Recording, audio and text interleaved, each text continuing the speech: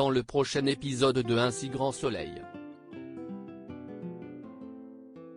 Tandis qu'Antonin avoue avoir fait un faux témoignage, Hugues raconte son histoire à Elisabeth. En parallèle, Dylan révèle à son père la cause de son trafic. Capture d'écran FTV. Attention, les paragraphes qui suivent contiennent des spoilers sur l'épisode d'Un si grand soleil diffusé demain soir sur France 2. Si vous ne voulez rien savoir, ne lisez pas ce qui suit. Mercredi 3 juin dans Un si grand soleil.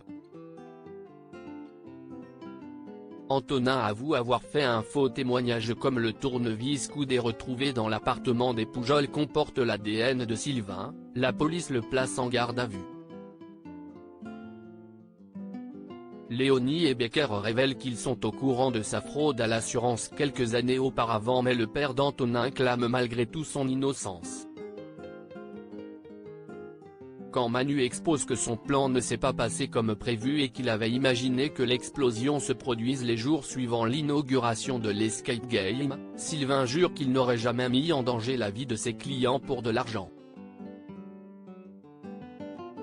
De son côté, Antonin espère que son père est innocent et confie à son oncle que Sylvain a fait des choses pas très nettes par le passé. Tandis que Baptiste cherche à savoir de quoi il parle exactement, l'adolescent est interrompu par sa mère qui l'informe que la police souhaite l'interroger. Une fois au commissariat, Antonin reconnaît qu'il y a 5 ans, il a fait un faux témoignage en certifiant que la voiture de son père avait été volée alors qu'il l'avait en réalité vendue. Hugues raconte son histoire à Elisabeth. Elisabeth étant sous la coupe d'Hugues, Guillaume voudrait monter un dossier solide à son encontre pour le neutraliser. L'avocat sollicite l'aide de Laetitia qui refuse de peur qu'il ne s'attaque une nouvelle fois à sa fille.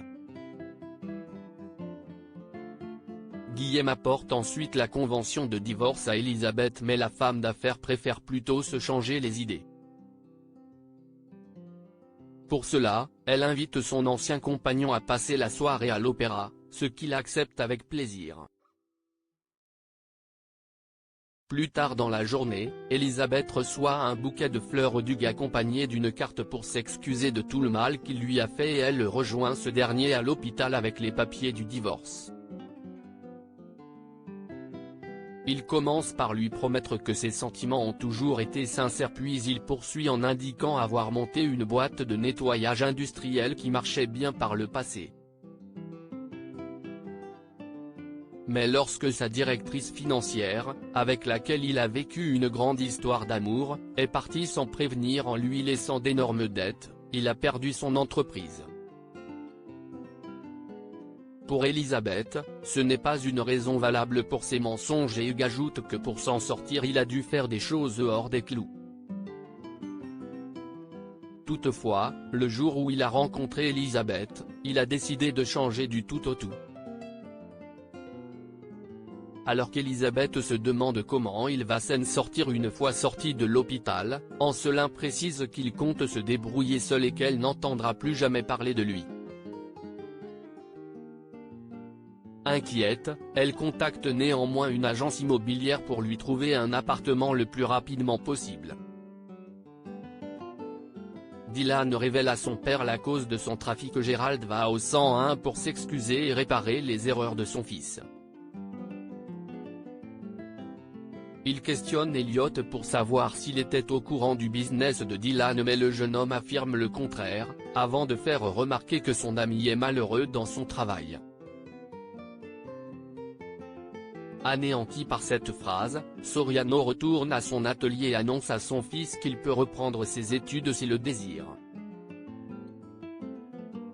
Dans la mesure où Dylan ne se montre pas particulièrement enthousiaste à l'idée d'obtenir son diplôme, son père s'interroge sur ce qui a motivé son trafic. Dylan confesse alors que le vrai problème vient de lui et qu'il n'en peut plus d'être traité de cette manière.